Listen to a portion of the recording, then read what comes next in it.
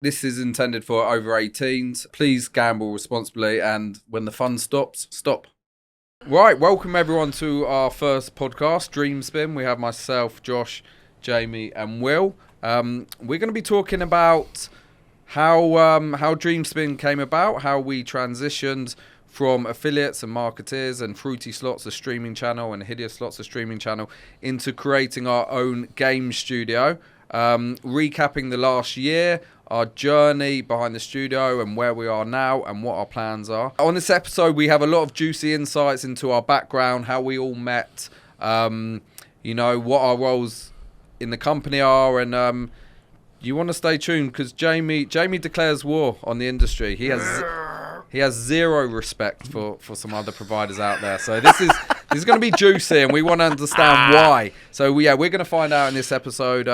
Hope you like it. Something very different from us. You're used to seeing us behind the camera and gambling. Here we're just talking. So hopefully you can bear with us and stay tuned. And hopefully you get some good insights into what we're all about, the company, us as individuals, and our plans for Dream Spin.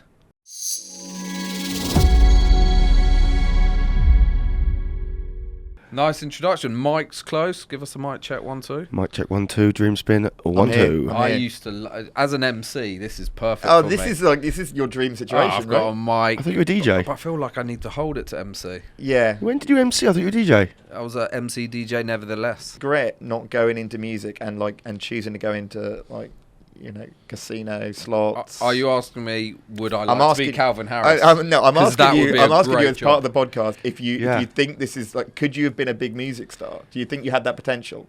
No.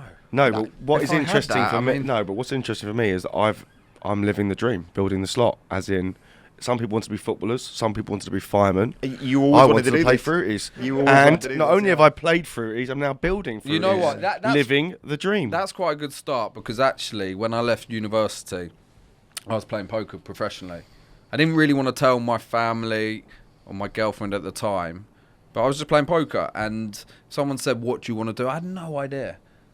I saw it back of my head, it was glamorous. The poker was just coming up. Was people making big money from poker Some then? of it getting This is there. early 2000s, right? Yeah, it was getting mainstream. So there's that dream. Oh my God, World Series. Dream. And I was playing poker, and one of my friends called me up and said, "Do you want to go to town to hand in your CV to investment banks?" I don't think it works like that, mate. I don't think you can just rock up with your CV. And I thought, you know what? It'll be good to say to my parents, I've applied for a job today. So I was playing online, went up to town. Won't bore you with the whole story, but ended up giving our CVs in. I got an interview, got offered a job at an investment bank, and I was very unhappy there for 2 years. And Jamie pulled me out of it. That's how we got in. Were we playing fruities then? No, that was well after. We'll backtrack and go into. No, you were playing fruities well before. Well before. So Jamie got me into gaming. I was in banking, hating it. Jamie, you can say how you first got into gaming, not gambling. Gaming or gambling? What do you mean gaming? As in your first job in gambling. How many years ago? First job, I was 20 years ago. 15? How old was I? My second job out of university, working at Michael Page in recruitment. Then went to work for third job. Went to work for my dad for a bit, and then I got offered a role in London working for a company called Web Root Services that did white label casino solutions and also had affiliation in bingo. And that's where it all began. So a friend of ours, a mutual friend, he came over from. It was actually a big company where it ended up being bought out by Playtech. No, Playtech started it, didn't they? Playtech started it. Playtech merged with William Hill. Yes. You were very lucky. You were in. They basically got me in because they needed someone in poker to market their poker site. I had no marketing experience, but I loved poker. Yes. Met them. We worked together. We had a lovely office in Grosvenor Place. Yeah. Teddy Segui, the founder of Playtech, it was his house that he never moved into. Yeah. Only worth about 70 million. Sorry, let's work out. You weren't there at the beginning. I was there when you were employee 1 or 2. Literally, as they kicked 16 staff of recruitment out of the floor when he was there. I remember the first day. He was there with like 17 people surrounding him and kicked everyone out of the office from the second floor that were a recruitment company. And literally there was 3 of us there. I was like, actual staff. Him and the 70 people, and 3 of us. He's like, which floor do you want? I'm like, Yoni was the guy. And we were like, this looks okay. It's downstairs. And that was it. From there, we just had our desk. There was 3 of us in the office and 4 floors in Grosvenor Place, opposite the Queen's Gardens. And that's where the magic began. And we were quite lucky because it was a small company, got us into gaming, marketing, affiliation, and like randomly, well, not randomly, I mean, Playtech ended up doing a massive merger at the time with William Hill, and our little marketing company basically, to a degree, had a very senior role in William Hill's online marketing. Yeah, that's right. So a few staff ended up sort of, I wouldn't say taking other people's jobs, but I mean, we went from marketing a small poker bingo casino brand to marketing William Hill online. Do you remember the name of the company, of the casino site? Blackpool Club. Blackpool Club. I mean, that is a name where they had 5 minutes for what's the Vegas of the UK? Yeah, I mean, Blackpool is definitely, it is the Vegas of the UK. Did you ever gamble in Blackpool? Oh, I've spent months in Blackpool, mate. I've been a long time in Coral Island on the front, biggest arcade. I think it's the biggest arcade in the country. So, well, that's where we started in terms of marketing gaming. Without going through the 7-8 years of career choices and businesses, in a nutshell, Jamie left and you set up your own affiliate bingo business. I left and set up my own poker business in affiliation.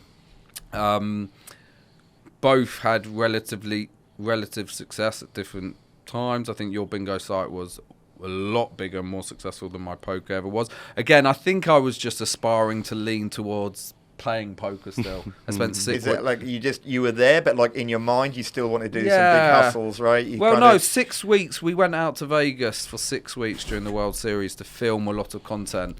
But in my head, I was thinking, is this about the filming or is this a chance to be in Vegas for 6 weeks gambling? Yeah. So I think I knew deep down this was not going to be the big success I wanted. Got back into marketing for an operator, a betting exchange. Jamie took a role 888, head of sports. I left that again and thought it's time for me to pursue my own affiliate business again, sports betting this time.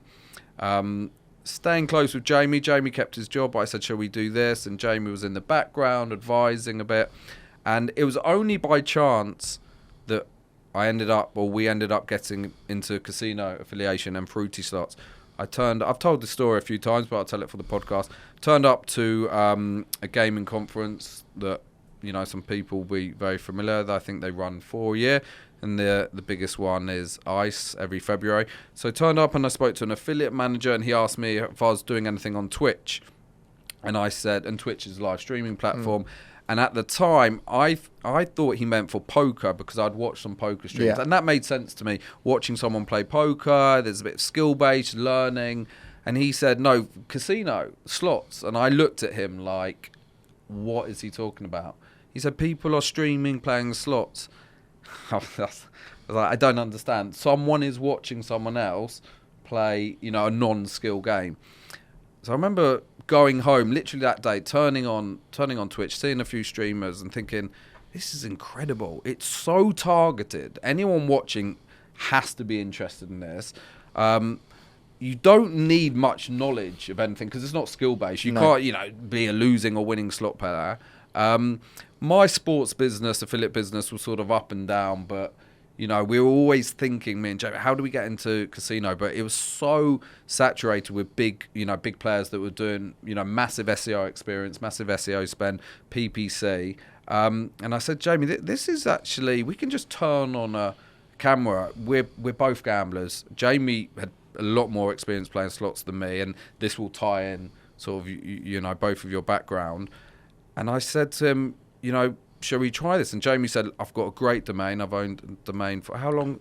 I owned that domain before we came up with this idea. I swear I came up with the idea. You owned Fruity Slots for years. Not related to this. You said, I've got a great domain name for this. And we looked at the competition at the time, and it was very raw. There wasn't much marketing experience with these guys. They didn't really come from the industry. They were gamblers. And I thought, hold on, we've got a lot of connections in the industry. We already work with the, with the casinos in the capacity or the affiliate platforms. We know a bit about marketing and websites and SEO. We can build a brand. And overnight, really, on YouTube, not overnight, but the community really, took off quite early. You had a great first stream, didn't you? I remember it was you. You were the first stream. I was the first stream, Yeah. sitting You in didn't my seem nervous. spare room. I had a chair on my head for parts of Yeah. it. I was quite, not emotional, but on the gambling side, the wins and losses and, the stress of it and the excitement. I mean, triggering a bonus actually on the first stream every time, that was exciting. Now, Yeah. I mean, we don't even notice half the time because we're speaking to the community. So that went well quite quickly. And I said to Jamie, listen, I think there's a good time for you to come in, extra streamer, more marketing. There was other stuff we were doing on the side. And that's how Fruity Slot started, by chance, turning up to a conference, telling me to check out Twitch, seeing the competition, and the barrier to entry was, you just needed the internet, a webcam, you needed some funds to gamble with, and that's how Fruity Slot started. And the ability to get good bonuses. This is also a big part of streaming. Yes, big part of streaming, to have the relationships with the casinos, to get deposit bonuses, to make sure we could stream longer, produce more content. And over time, I guess that is how we came across Will and Hideous Slots. And it's a good time to really introduce you now and say how you, where your background is and how you decided to start so while you guys are climbing the corporate ladder, and like really sort of like running through proper positions within the industry, there's Will here is just like in the pubs and in the arcades, playing the fruit machines. That's my background. All of those, for between probably the age of about 16, 17 when I first got into playing fruit machines, and I was really at that stage very much really pretty addicted. I would describe myself as being really addicted to those machines at that age. It's important to say also that we're all the same age. Which we are all the same age. It doesn't come across well. But the generation of playing slots, we were the same. Yeah, so fruit machines. That was. But we've lost our hair and his. Yeah, well, I mean, we're not aging as gracefully. But yeah, I mean, for me, that was I can remember that's my first experience of gambling,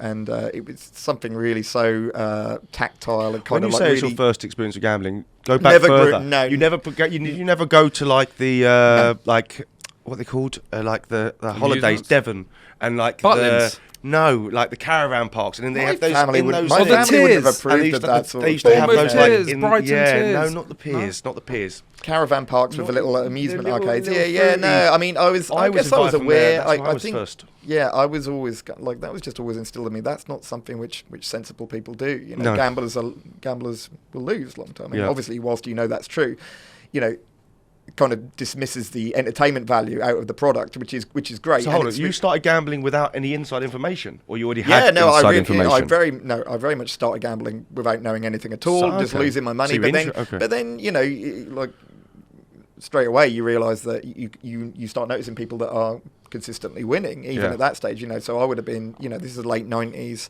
at that point. Fruit machines, pub fruit machines, arcade fruit machines. People are actually out there winning a lot of money off them. There are ways of, these are compensated games, because of the UK, the way that these games are run in the UK at the time. Certainly, I mean, it's still kind of the same rules today, but the games are compensated, and so at certain points you will get kind of plus EV on them. They can be kind of ready, and I think that's something which is well known in the UK at least. That a game can be ready to pay out.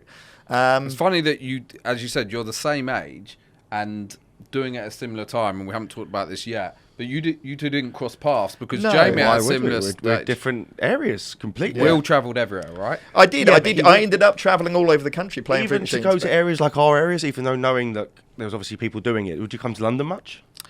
Do you know what I mean? Like it's a lot of it is kind of like you could only cover a certain amount. Exactly. Like So you kind of playing. Was there turf wars? Oh, definitely. 100% turf definite wars. Turf wars. I mean, because you've got to remember, so some of these games Good name for a slot. Yeah, Turf Wars is a great name for a new game. Yeah. There we go. Well done. Write it down. There would definitely be that kind of situation where you knew like you had some sort of advantage play on a game and you wanted to move through and you're looking for those specific games in a town, in an area, and you realise that you could probably go and find those games once a week and make money off them.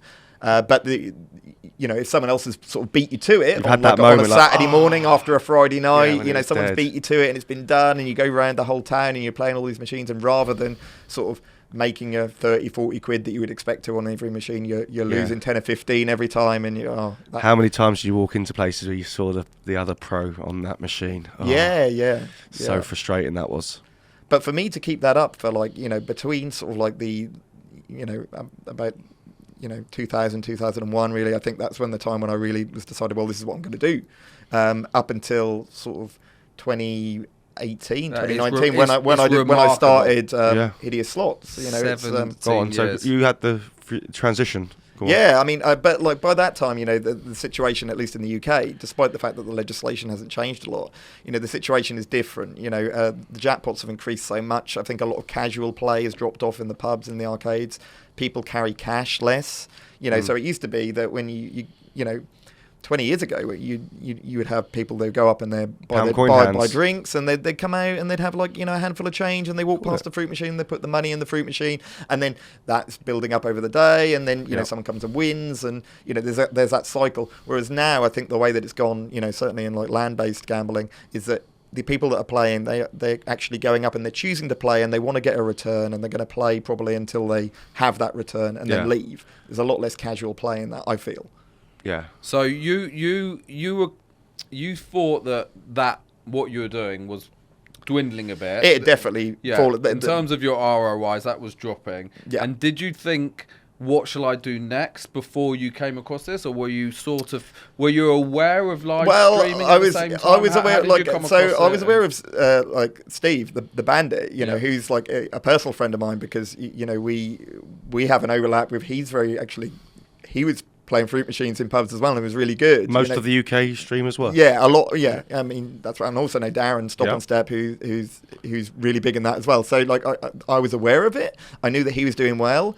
I definitely, in my mind, I was I can remember chatting to him at the time when I'm starting off, and I didn't want to piggyback off his success or ask him for any favours, but I kind of thought it's something that I'm interested in doing. I thought, what, I might be able to wing that. I might be able to, or at the very least have some fun, and some of the early stuff that I did on the channel was kind of funny skits rather than action playing slots. We were like, okay, we're going to do some funny skits around this sort of. And you know what, that stood out, because at the time we had started to grow Fruity Slots and good channel and good community, and it was very much not in our interest, but to be aware of who else was starting or doing well, and instantly those that channel stood out a bit. And there was very few that were doing well. Well, first of all, it was very different. You created these characters, but professional. It was funny. You were clearly intelligent. And you look for a unique angle, which is you didn't. Already I think at that stage it's closing in a little bit, isn't it? Do you not think? 100%. You guys, completely. The last success story of streaming is you. Well, it got very competitive very quickly on YouTube. We won't sort of disrespect a few others, but you're up there in a handful. Yeah, it's been difficult to transition and make it work. I think. And other people have struggled. Correct, and very very. And other people that are actually really good, and I see kind of some lower stake people that they're really charming. They've got great charisma, but for just various reasons they've not made it work, and it's not really a fault of their own. It's just kind of the fact that it became super competitive. And that's really how we built up a relationship and where we stepped in. So Will and I started speaking, I think probably relatively early to your channel. Yeah, probably within a couple of months of us starting off. How we got in touch, I'm not quite sure, but we would speak, and I would try and give Will advice where I could, and what maybe he should be doing, shouldn't be doing. And we just maintained a relationship. We got on well. I think you respected where we took our channel and some of the sort of marketing and experience side. Yeah, I remember you saying to me earlier, you felt that we had... Yeah, definitely a big difference in terms of clearly, you have business experience, and fundamentally it's the difference between running this as, with a view to it being a business and not just a hobby. Do you know what I mean? You need to be able to cover the cost of everything if you want to do it properly and legitimately. People want to see people gambling with real money, and that's hard to do. That's an expensive game. That's one of your biggest... challenge for your first year or maybe even 2 years that you sort of said, I'm going to park the bus a little bit on the business side and create a fun channel, community. So when we spoke and we got into some of the business side, it wasn't really there. No, not at all. So I said to Jamie, listen, we've got the marketing experience and some of the business and commercial experience. It wasn't quite a one-man band, but we'll call it a sort of one-man band, was trying to run something that became very competitive in the UK on his own. And I said, look, is there an opportunity to sort of come together so we can, take some of the commercial and marketing side away from you and you can concentrate on streaming and what have you. And that's how, Fruity Slots and Hideous Slots to an extent, or our company and Will's got together.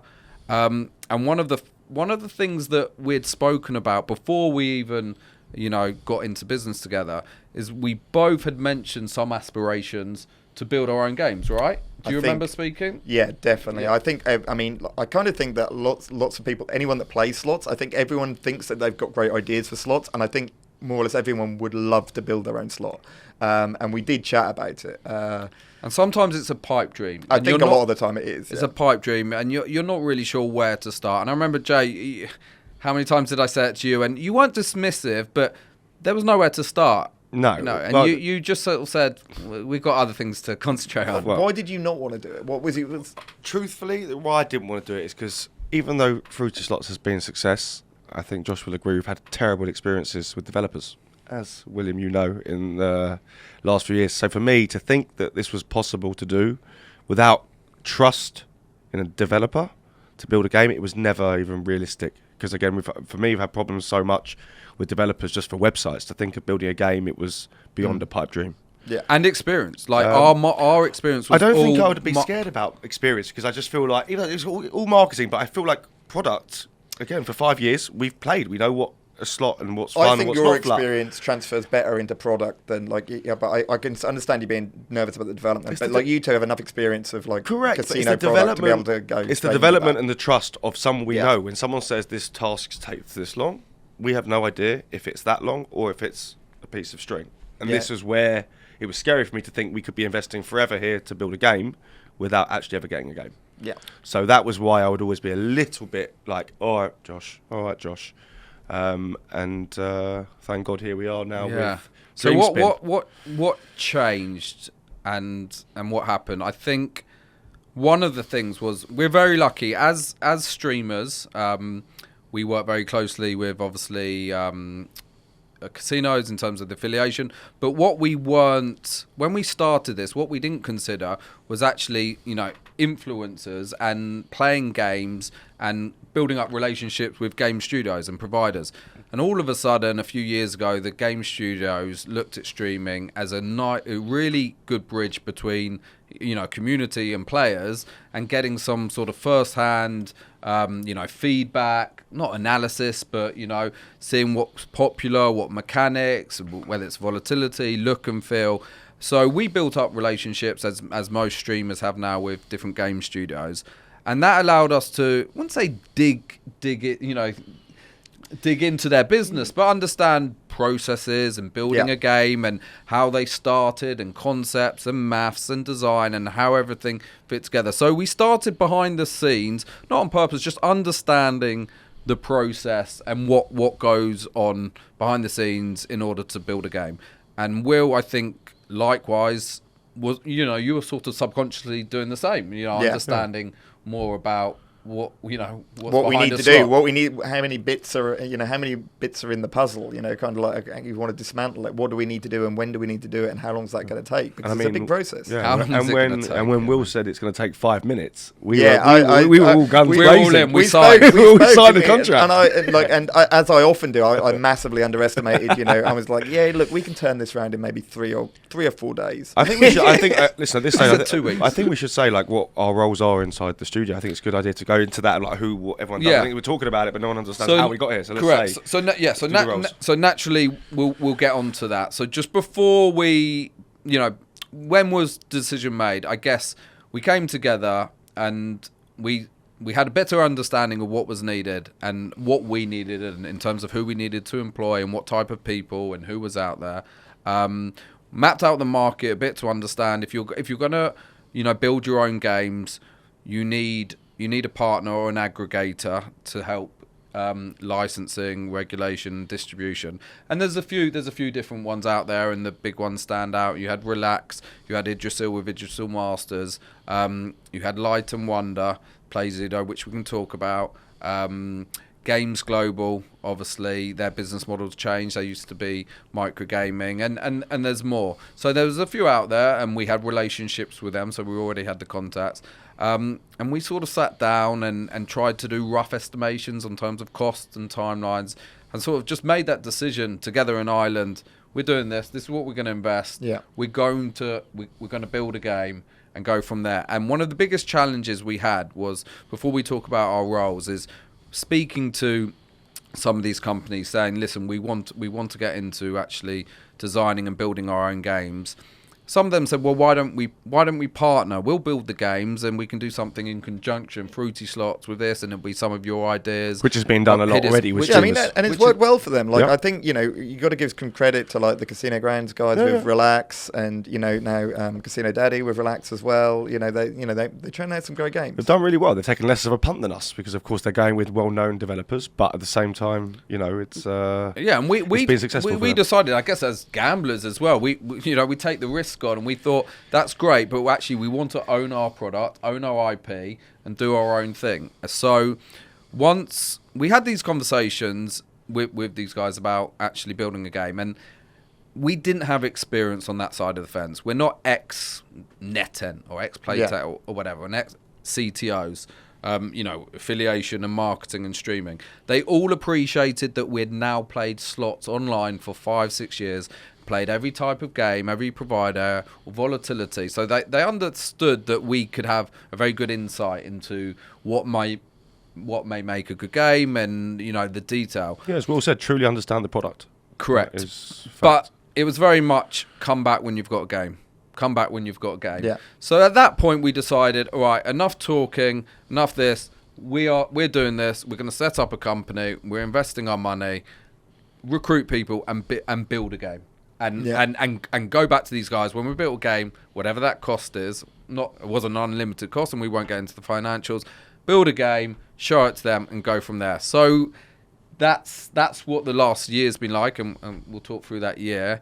And that's what we've done. We built a game, we showed it, we signed a deal. I was going to say last week we announced it, but I mean, whenever this podcast goes out, it might be last month or 3 months ago. With Light and Wonder and PlayZido. So, really, really good company, massive company in gaming, massive distribution. They really understood what we were doing. They showed a lot of support. I think I understand. Again, I don't know which people are going to get to this podcast, but I mean, I think I should explain what distribution is in terms of it means getting into the casinos. I think that's the vital cog. How otherwise you'd have to contact 5 million casinos, and how else are we going to get that place in? And the aggregator's basically there for help us place in the casinos, is get us an entry point in. Correct. So they're already plugged into the casinos. So in terms of integrating a game, it's a lot more seamless. There's different ways you can go about it, but if you want to do it yourself, you obviously need your own licensing. There's cost. You need your own certification. Then you need to sell your game into all these casinos, and costs just go through the roof. Time, it's on a completely different level. So it's very natural now for smaller boutique studios to sort of partner with an aggregator, build their way up, and then decide what path they want to take. Some then go off and do it themselves. So here we are. So what has the last year looked like? We'll talk through it, and our roles, as Jamie said. I mean, let's kickstart with Will, because Will, without you really saying this is possible and I believe we can do this, and giving me and Jamie the confidence, and then convince Jamie that let's do it. Maybe we wouldn't be here, and vice versa. Maybe if we weren't here, you'd say, well, I was never doing that on my own. No. I mean, I think what I do. I mean, despite we talked about a lot of the technical things, but I definitely think finding 2 people that were like, okay, we want to do this, let's do it. And actually just giving me a little bit of a confidence boost is that means a lot. You know, it's nice to be believed in and kind of like, you know, that's really. Well, I mean, when you turned around and said I've got a coding background from university, I think we were all pretty bloody shocked. Yeah, so I think I'm glad you mentioned that, because we're 20 minutes, half an hour into this podcast, and you've just talked about your gambling. No one even knows. So I do. It's like I've always been like, you know, a hobbyist, you know, developer, and as much as like, you know, probably going back like, you know, since I was sort of like 6 or 7 years old, I was always interested in, you know, computer programming that's something that I've always wanted to do and not really ever had the opportunity to do. And that combined with, you know, the years of gambling experience, I was looking at these products and I was like, look, okay, you know, without undermining, you know, how long it's going to take and everything like that, it is definitely something that is possible that we can do. We need to find some people to help in doing this, and we have, you know, we got other people on board in order to do it. But like fundamentally, you know, it is achievable, and I think that was the big difference, wasn't it? Because like you said, when you've been dealing with, you know, sometimes you have bad experiences with developers trying to bring them on board and getting them to do what you want. You know, if you do find the right people and you can sort of discern between the people that are maybe bullshitting a little bit, and then the people that are really capable of doing what they say they can do, you know, you can turn this around and get a good product. And I think we, you know, I think we're proving that. Do you remember what the turning point was for you? For me, it was when he did the dentist chair slot. I want to know. That's right. Yeah, so look, I put something together. I was wondering whether you remember. Never forget. I remember. That was when I knew it was going to happen. Okay, so me and Jamie would speak on the side a bit, and I'd say, it's great we're doing it, and Jamie would say, did you think I was just full of shit? Yes. Jamie would say, we've had 84 bad developers in the last 7 years. Who are you? Why didn't you do this in 2018, Will? You chose streaming and didn't build a slot. I was thinking, there's no way the guy can be involved in building slots. Who's this guy? Like, let me see something spin. So Will's like, I'll show you something spinning. Yeah. And in a few weeks or a few days. Not a few weeks, a few days. You came back with something that looked so terrible, but moved. Well, it moved and spun. I mean, I think the fact is, like, it's not that hard to make something that spins. Correct. You know what I mean? Well, obviously, but like you can spend 3 or 4 days to make something that spins. But like, in order to go from that to something that's like truly impressive that people would want to play, like, you know, it's a lot of work. And we know there's been a lot. It was a dentist. I did like a dentist game. No, there was a Prodigy. I did a game based on the Prodigy as well. That was a different one. But there was the dentist game. How many games have you done? The dentist game one. So we had like lots of dentist symbols, and then like, do you remember I had the drill? I had the drill that came into the. Yes. The drill from Jamie's streaming. The drilling. The driller. We might still do that. We might still do that. So root canal bonus. There was a prototype. When I say prototype, there's nothing to do with our first game. So Jamie signed off on it and said we're doing it, and then we had to recruit. Yeah, that's straight the away. boring No, part. I wouldn't even say go. Before we go to recruit, let's discuss like how it works. We've got 3 partners that actually have the significant roles inside a business like this, which is really interesting, I think, which is the CTO, which is Will, who is managing development, yourself, operations, and then myself with commercial. And I think they're the 3 key functions of a studio from the top level. And I think the fact that you've got 3 of those guys at the top rung making those decisions is a really good entry level for us to start this off. So that's to be in the recruitment drive. You're right. That's high level. Who knows, you know, how things progress in a year or two, but we've got developer, operation stroke product, and sales and marketing and commercial. Now, as anyone that's started their own company or startup will know that whatever your role is, you do 10 jobs, and it's not pigeonhole. And the operations becomes an accountant as well. Yeah. It becomes a mathematician and a designer, and you become sound to everything. Yeah. And Jamie's still streaming, because Jamie's job will be commercial, but we haven't sold. You know, we didn't have a game to sell at the moment. So you know what we've done over the last year is all pitched in. You know, every sort of step of the way, not literally like me and Jamie haven't been coding. And that's what I think, you know, that's just a startup mentality that, you know, you want to become familiar with the business. So for me, maths, in terms of actually core maths being a strong point, not at all. Playing games and understanding mechanics, yes. So, you know, just learning from whether it's sound design, elements of coding, animation, you know, all these things we learn, whether it's spine animation, things that we wouldn't even heard of before, and then recruiting people. So it's all learning, it's good self-development, it's good experience, etc. And it's good to make all the mistakes as early as possible, so you get them out the way and learn in the future, and we have made some.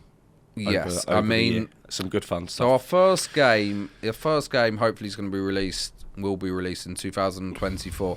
I'm sure at some point we will do, after release, a sort of, this is our game, and these are the different stages of the early game. versions. And it is, I mean, quite amazing.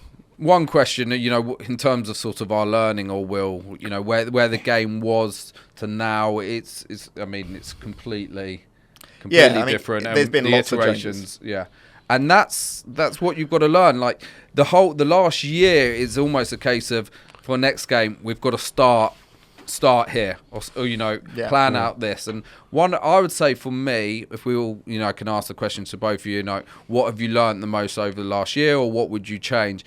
For me, certainly trying to come up with a concept before considering the maths is a bit backwards, because the game idea that we originally came up with, when we sort of really then looked at the maths, just was like, and it was like, it didn't work. I think it's great, like, you know, when you want to make a new game, I think great, come with some mechanics that are exciting, but like, I think once you've had that initial kind of sit down, like, we want to do this and this, someone then needs to do like a quick sanity check on the maths and be like, okay, that's great, but like, if we do that, that's going to mean this, and come with, and be that real like killjoy that goes like, do you really want a game that it can do like big 100,000 X wins, but the repercussion of that is that you only get a win in once in every 30 spins? No. Okay, well, what can we do? And then there's back and forth, kind of like, well, really, this is really important to it, and like, it's about that balance. And we didn't have that. We didn't have enough back and forth at the start with the first game. I think we have like I think the important part is to have a good mix and blend of staff, meaning for some industry experience and some without. I think it's a really nice blend. I think we've got that in terms of some developers having more experience, and then you've got some guys design and animation with no experience whatsoever, never worked on a game, but were clearly good enough designers and be able to take what we gave them, forgetting the problems we had along the line in terms of like how we processed it, but actually getting quality designs. I truly believe we've got one of the best looking games, which I think's incredible to say this guy who worked with us never ever worked on slots before. And I think that shows that you can have a clear mix of people to make this work. And I think that was an important learning for me. I thought it was like, if we don't have industry people, this is never going to work. Yeah, we had that discussion. I'm not saying you can... I do believe we've got some people, I'm not to talk about names, but it is important. It gives you comfort, certainly on the development side, but clearly on the other parts, marketing, sales, design, animation, I don't think it is as important as I thought it would be. You know, I was very much at the beginning, like, pushing towards, like, let's do agencies that have done this before. And I'm really happy that we've gone along with the lines of, you know, taking people on a self basis because we've seen what they've done previously and translated it to gaming. I think it's fantastic. I mean, and it gives them an opportunity to get into other niches. Let's pick up on that. Without wanting to be critical of like any other providers' games, really not wanting to do that because we realise quite how difficult it is. Do you think? I'm not doing it. No, but do you think that sometimes you see like a cookie cutter game that's just very much kind of like this misses like the hallmarks of this provider? You know, it's been made by someone like in this. It's funny I say that as my notes. Sorry, is your question a game from a provider that we're aware of, one of their games looks different and you feel it's been done by someone else in the team, or are you talking about just any game in general not looking the part?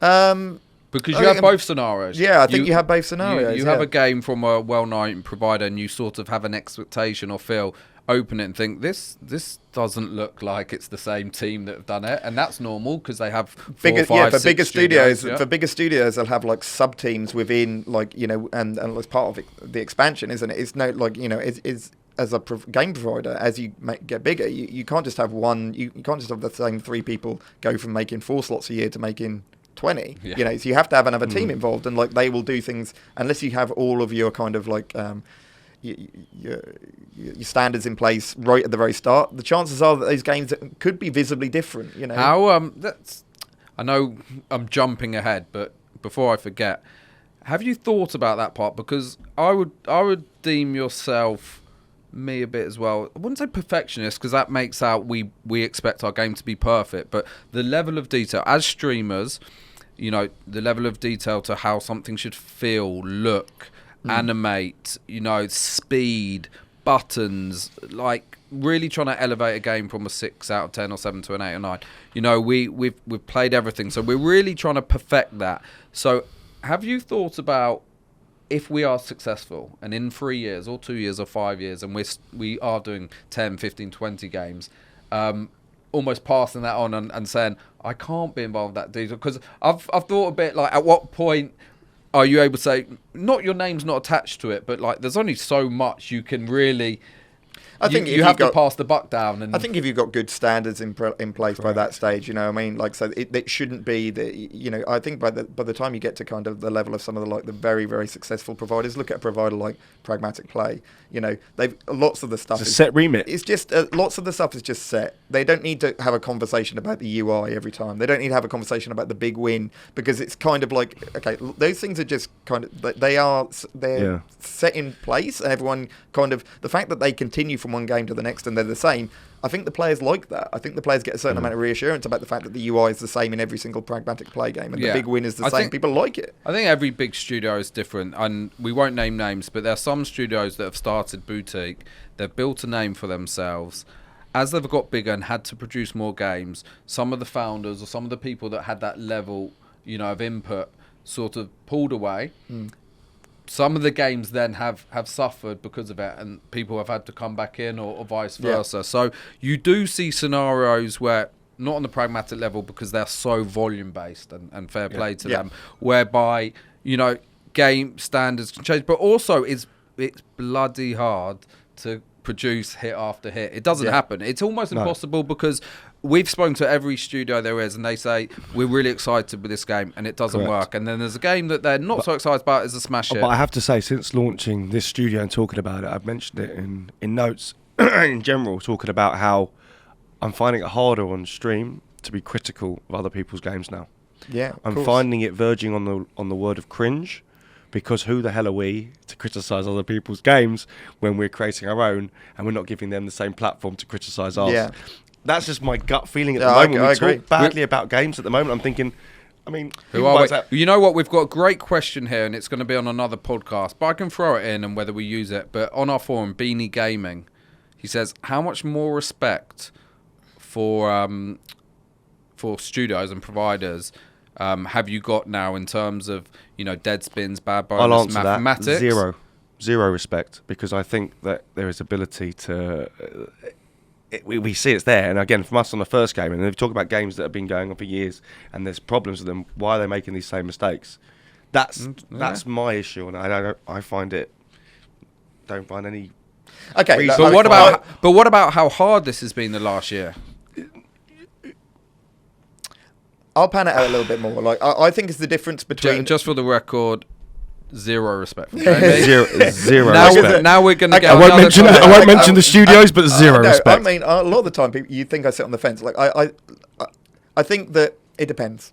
You of all people should have more respect. It does, because it depends. You should. You started, as I said, we were in this project a year and a half ago when you said to me, 5 minutes, we're going to have our first game done. Yeah. If you haven't got more respect for people, then I don't know what to say. It's the difference between something where everyone can look at it and go, no, that's been done wrong, or where you look at it and you go, well, okay, that's not my cup of tea, but I understand what they were going for. You know, I mean, I certainly got a lot of sympathy with that. It's like, you can't please everyone. You know, and if you make a game that's got really loads of volatility and it gives really, really big max wins, then other players are going to be like, oh, bloody hell, I've been spinning this for like an hour and a half and I haven't had a bonus yet. And you can't do both. You have to make a decision. It's different products. So to rephrase the question, Jamie, then, you know, how much harder potentially is it to create a game where dead spins are interesting, you know, volatility's in there, bad bonuses, you know, that blend, to have a game where everyone, you know, let's say everyone, our community, what's the max win? Or that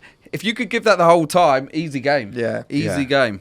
So to make a slot interesting and good, where actually the bottom line is it still pays out at 94, 95, 96%, as in you're losing. You lose playing slots. That's the biggest challenge. You've got to make something fun where you lose. Yeah, and that's really tough. That's just tough. overall, just doing anything, any type of entertainment which is costing someone £6 per 100 is tough. Are you ever going to enjoy something when you've lost money? Really? Yeah, I do. I yeah. think there are games that some of my favourite games, like from my streaming experience. You've had a bad experience. No, from my streaming experience, some of my favourite games aren't the games that I've had the biggest wins on. They're the games where I was like almost got the big win, and I was like, I've not quite got there. Wouldn't it be great if instead of getting that symbol, I got that symbol? And then how much better would that be? That's what keeps you coming back for more. That's actually the real entertainment for me. I've seen you on stream, and a big part of some of the back and forth we've had on this game has been me, not just me, but all of us, but me pushing Will to say, I want more of those moments where a player doesn't win, but can feel a win, some potential, a potential. So, you've had experiences streaming. I've watched you where you haven't won on a bonus or game overall, but there has been a setup and you've been excited and edge of your chair and it hasn't been, and maybe you did turn off stream thinking I didn't enjoy that, but that you looked excited and fun there. Yeah, I mean, again, my favourite games are the games I've lost most on. There you go. Yeah. What does that mean? It's a good point. Like Raptor and all these games, they're always like my old school favourites. Mate, listen, it's because you've had obviously a couple of times you've had a crazy win. Doesn't matter about the 50 times you've had bad luck ones. That one resonates, and if it's a good game, it sticks with you. And I must have been at the beginning of that Raptor. I use that as an example because it's quite famous on my stream of me going back to that. But clearly at the beginning, I must have had a crazy win on it that caused a lot of buzz. And that, if you have that experience at the beginning on a game, I'm not sure exactly it matters what game it is. If you have that momentous winning feeling, I think that beats anything. Yeah. But truth be told, that doesn't happen often, which is why it's so easy to be critical of games. I could go on to the worst game ever, put £1 in and win 10,000. That will probably be my favourite game for life. That I can remember in the short term, do you know what I mean? But at the same time, it could be the real opposite. Therefore, it's same time, 99% of the time, it's the other way. And that's why the criticism comes, because you haven't had that one time, so to speak. This may fall in another podcast under one of the questions, but to go on Jamie's side, some criticism we all have, and some great studios and providers do this, but a game whereby let's just say it's a line game, pays left to right, and you've had the first two reels come in, reel 1 and 2, and there's no connected win, so nothing can happen. Yeah. Or maybe 1, 2 and 3 and no scatters landed, so you can't land a bonus. There can be no win on that spin. But the 4th and 5th reel have, I'm not going to mention names, have modifiers, have things going on. It starts splitting or not. It's, Yeah. Can I guess the game? No. Okay, good.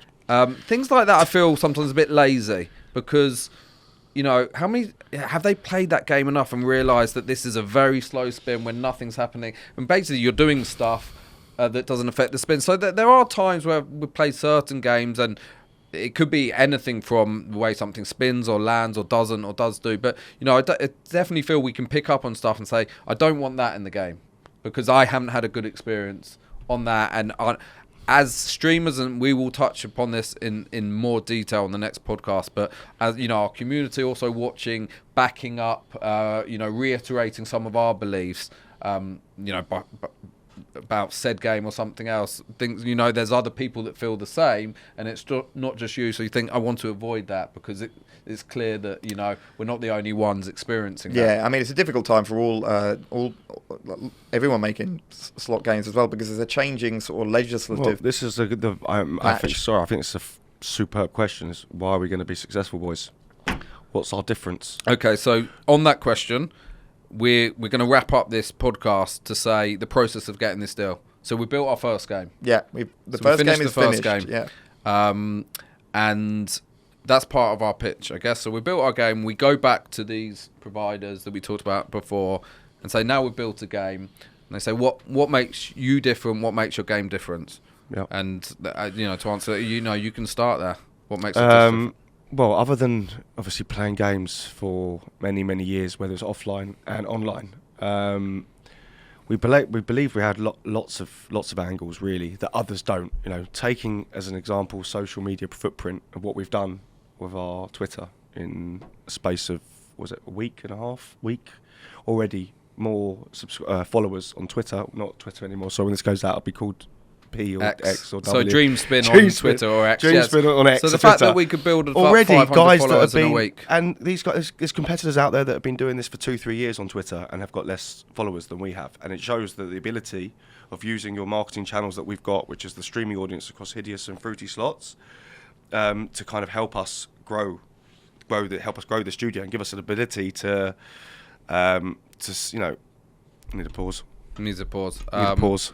Pause on that. Utilising our community, basically. Utilising the community. I was going to say, it's the feedback from them as well, isn't it? Do you know what I mean? It's like, who else has a direct line? Who else making games has a direct line of players? No one. No, people that actually come and say, look, you know what I don't like about games? I don't like when they give a 0x bonus. And we know, because we stream every week, we know how many people say that. So we have that knowledge. Right. And maybe we also then, depending on the game that we're doing, we go to the maths and we're like, okay, well look, people really don't like dead bonuses. Maybe we have to give some dead bonuses, but we really try and minimise it because we know how much. And just that little bit of So basically, to answer that, we could be wrong, but we believe we're the first streamers. Not affiliates to launch a streamer, but streamers that have a community that engage with players. We can have 2,000 viewers on live stream to actually launch their own slot as their own studio. We've got some of the best market research platform that you will ever find. The market research is direct to consumer. That helped us get a deal, right? Because all 100%. Of a sudden, speaking to the guys at Light and Wonder, they were very interested in a studio which is day-to-day, first-hand with players, getting feedback, getting a real insight, especially in the UK market, what players are interested in, what games they like, what type of mechanics, what volatility, what engages them, whether it's sound and graphics as well. So that was a big plus. And then, what makes it successful, proof in the pudding, the first game that they looked at and said, for a first game, this looks, yeah, it's really good. This looks good. I'm still as bullshit as ever to say there's no one that's going to be launching a game studio with a better first game ever. I'm trust on that fact. Performance of the game or look. Yeah, because those are two different things. Absolutely. If our game goes into one casino versus average game that goes into 100, that in terms people have to understand that out there. That game is going to make you more money. I'm talking about catching the eye. As a first game, I think game, you'll get the view and someone thinking, blimey, I want to click that. It might be one click. It might be 1,000 clicks. You've always been very positive on that side as a first game. And actually, we got some feedback from some people that we haven't gone with that said, as a first game, this is actually better than what we still get sent by people who built 6-7 games. So that's reassuring. Our next on the line, there's going to people see that game and think, and that's the way this is where some people are going to hate it. No, but this is where the real pressure is going to be, and you have to be thick-skinned, guys. We're going to have to be because we are going to take abuse for it. It can never be everyone's cup of tea. There's no game where everyone loves we look at Jam and Jars, but there's guaranteed there's people out there saying that I hate that game. Yeah, it's the one that we hear every day that's the best, and it's just we have to be realistic that we are going to have to be thick-skinned, which we've all been professional at the last few years because of the abuse that you do take.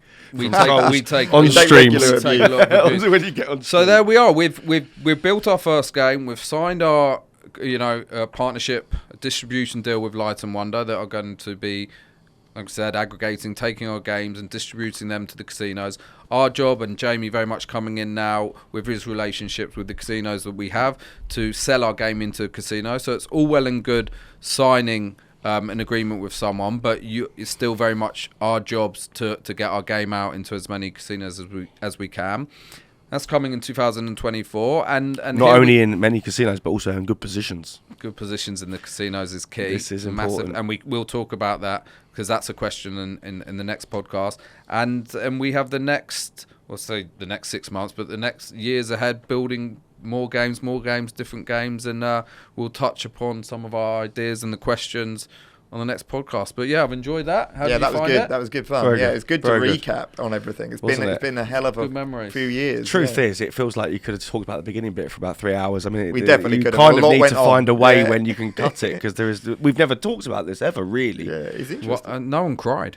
No one not yet. I'll wait till the cameras are off. And we'll wait till our first game releases, and it does terribly, and we're literally crying. That won't happen. No.